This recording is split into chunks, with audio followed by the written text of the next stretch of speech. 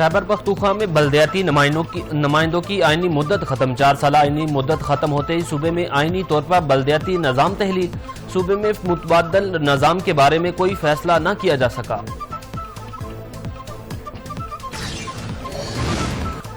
ڈیرہ اسماعیل خان کی تحصیل کلاچی میں دفعہ 144 کے تحت کرفیو نافذ کرفیو کے دوران گاڑیوں اور موٹر سائیکلوں کی آمد و رفت پر پابندی کوٹہ اور ہتھیالہ بازار بھی بند رہیں گے کرفیو کے دوران نقل و حرکت انتظامیہ کی اجازت سے مشروط کاغذات بھی ساتھ رکھنے کی ہدایت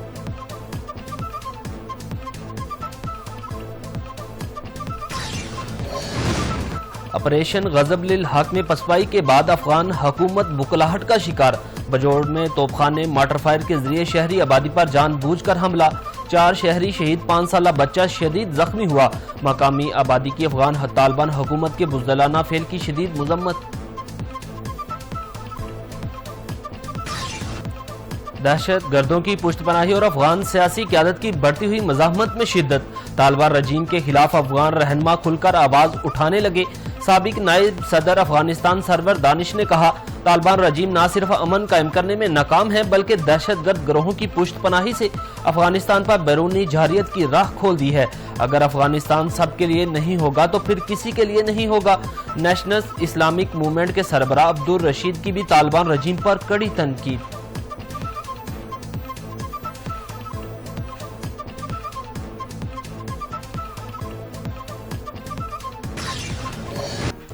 تیجس طیاروں کے حادثات میڈ ان انڈیا دفاعی منصوبے کی ناکامی کے بعد بے نقاب 7 فروری کو تیسرے حادثے کے بعد بھارتی فضائیہ نے 30 تیجس طیاروں کی پوری فلیٹ کو خاموشی سے گراؤنڈ کر دیا 1981 میں شروع ہونے والے پروگرام میں بھارت اپنا انجن تک تیار نہ کر سکا BCB کی حالیہ رپورٹ میں سنگین تکنیکی اور آپریشنل مسائل کی نشاندہی جنگی جنون میں مبتلا مودی کے واشگوار بننے کے تمام مکروہ عزائم زمین بوس ہو گئے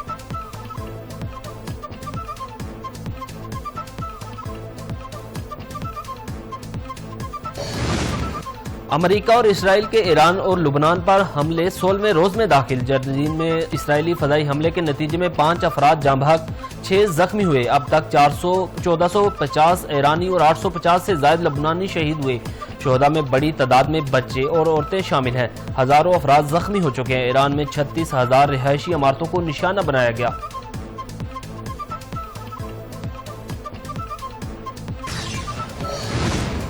ایران کا بھرپور جواب 54ویں لہر کا آغاز سے جل میزائل برسا دیے گئے دبئی اور کویت انٹرنیشنل ایئرپورٹ پر ایک بار پھر ڈرون حملے ایئرپورٹ کے ریڈار کو نقصان پہنچا کوئی ہلاکت نہیں ہوئی 5 ڈرونز تباہ اطالوی فوج کے اڈے پر بھی ڈرون حملہ ہوا ادھر بغداد میں بھی انٹرنیشنل ایئرپورٹ پر حملہ امریکی سفارتی مذاکرات کو نشانہ بنایا گیا دبئی انٹرنیشنل ایئرپورٹ پر ڈرون حملے سے آگ بھڑک اٹھی ڈرون نے ایئرپورٹ پر آئل ٹینکر کو ہٹ کیا فلائٹ آپریشنل عارضی طور پر معطل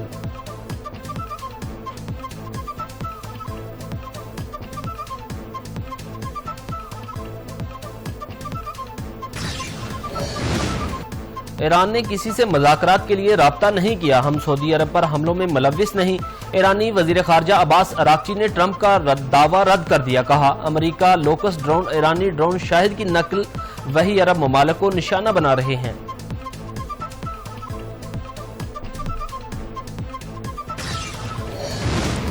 امریکہ کے صدر ڈونلڈ ٹرمپ کی آبنائے ہرمز کھلوانے کے لیے سڑ توڑ کوششیں جاری کہا آبنائے ہرمز کھلوانے کے لیے نیٹو نے ہماری مدد نہیں کی تو اس کا مستقبل بہت برا ہوگا یورپ اور چین سمیت دنیا بھر سے کوششوں میں شامل ہونے کی اپیل برطانیہ فرانس جاپان اور آسٹریلیا کا صاف انکار ٹرمپ نے چین کو مدد نہ کرنے کی صورت میں چینی صدر سے ملاقات تاخیر کا شکار ہونے کی دھمکی دے دی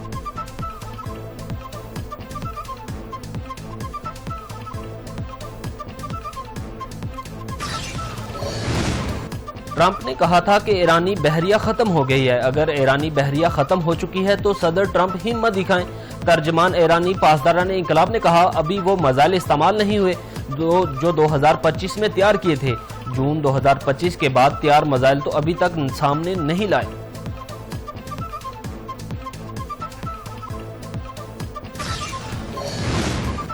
دنیا پر مسلط جنگوں کے خاتمے کے لیے سیکیورٹی کونسل کردار ادا کرے نائب امیر جماعت اسلامی لیاقت بلوچ نے کہا امریکہ اسرائیل ایران پر جنگ مسلط کر کے گریٹ وار بلنڈر کر بیٹھے جنگ بندی کے لیے سیکیورٹی کونسل میں کوئی ویٹو کا اختیار استعمال نہ کرے۔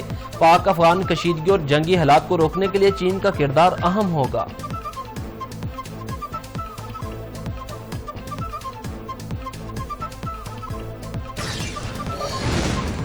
پاکستان کا ایشیائی ترقیاتی بینک سے 140 ارب روپے کا نیا قرض لینے کا فیصلہ۔ پاکستان نے اے ڈی بی کو $50 کروڑ کے مساوی قرض کی تجویز دے دی۔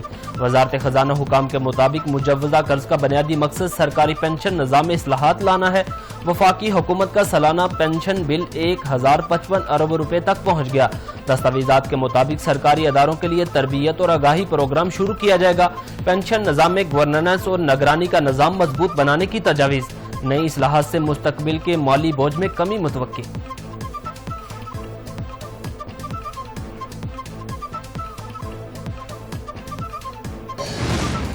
وزیر اعظم شہباز شریف نے 20 اور 21 مارچ کو عید الفطر کی تعطیلات کی منظوری دے دی۔ عید الفطر پر سرکاری ملازمین کو 4 چھٹیاں ملیں گی۔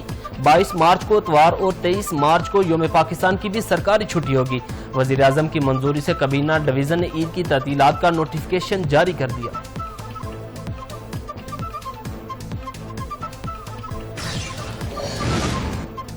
ریلوے پر سفر کرنے والوں کے لیے اچھی خبر۔ پاکستان ریلوے نے عید الفطر پر 4 اسپیشل ٹرینیں چلا دی۔ پہلی ای اسپیشل ٹرین لاہور سے کراچی کے لیے روانہ، دوسری ای اسپیشل ٹرین 17 مارچ کو کوئٹہ سے راولپنڈی پہنچے گی، جبکہ تیسری ای اسپیشل ٹرین 17 مارچ کو کراچی سے پشاور جائے گی۔ چوتھی ای اسپیشل ٹرین 18 مارچ کو کراچی سے لاہور کے لیے روانہ ہوگی۔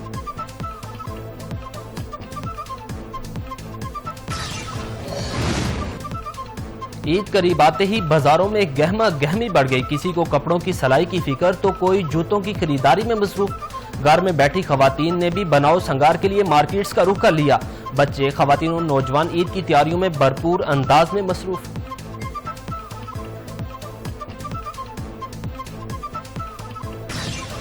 کرسمس ہمیں یہ یاد دلاتا ہے کہ پاکستان الفاظ سے نئی قربانیوں سے وجود میں آیا۔ الحمدللہ یہ وطن آج بھی محفوظ ہے، کیونکہ اس کی بنیاد میں ہمارے گھروں کی دعائیں اور ہمارے دلوں کا حوصلہ شامل ہے۔ جو تیرے نام پر امر ہوئے، ہم ان کے مشن کے امین ہیں۔ ہم نے صبر کا حلف اٹھایا ہے، وفا کا وعدہ نبھایا ہے۔ اے سرزمین پاکستان، ہم نے تجھے اپنے دلوں سے سینچا ہے۔ اور وہ جو وطن پر نثار ہوئے، ہم نے ان کی قسم کھائی ہے کہ یہ پرچم سر بلند رہے گا اور یہ پاکستان مضبوط رہے گا۔ یوم پاکستان کے موقع پر آزاد کشمیر کے لواحقین شہداء کا قوم کے نام پیغام۔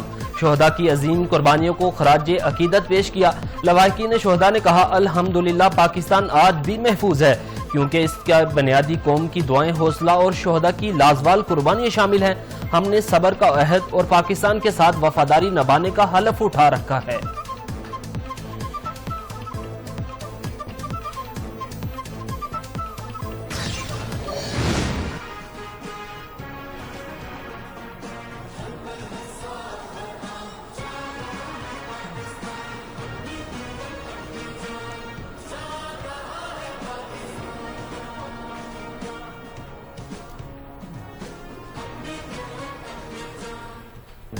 وارسک فرنٹیئر کور سینٹر نارتھ میں بنیادی فوجی تربیت کے 36ویں کورس کی شاندار پاسنگ آؤٹ پریڈ کا انعقاد۔ 1350 ریکروٹس نے کامیابی کے ساتھ اپنی تربیت مکمل کی۔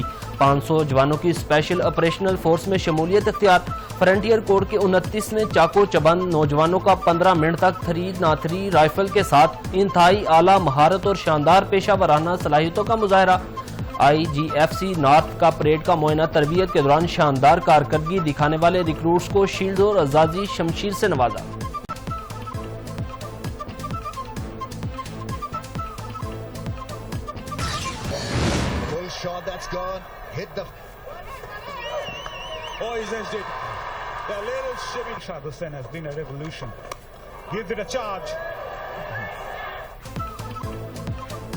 تیسرے ون ڈے میں بنگلہ دیش کی پاکستان کو 11 رن سے شکست۔ 3 میچز کی سیریز 2-1 سے اپنے نام کر لی۔ سلمان علی آغا کی سنچری بھی رائے گاہ چلی گئی۔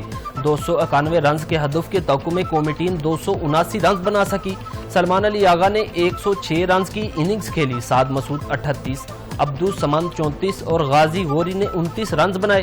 محمد رضوان 4، صاحبزادہ فرحان اور معاذ صداقت نے 6 رنز سکور کیے۔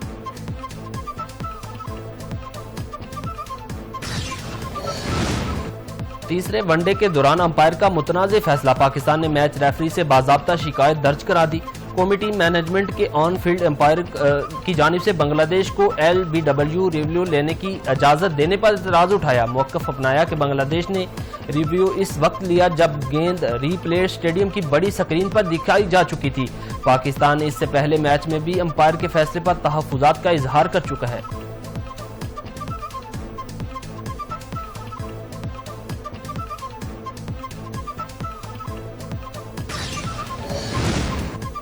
टीम पर फख्र है, हमने नौजवान खिलाड़ियों को मौका दिया। शहीन अफरीदी ने कहा, मैच में आखिरी गेंद तक मुकाबला किया। सलमान आगा ने अच्छी इनिंग्स खेली, हम तीनों शोबों में मजीद मेहनत की जरूरत है।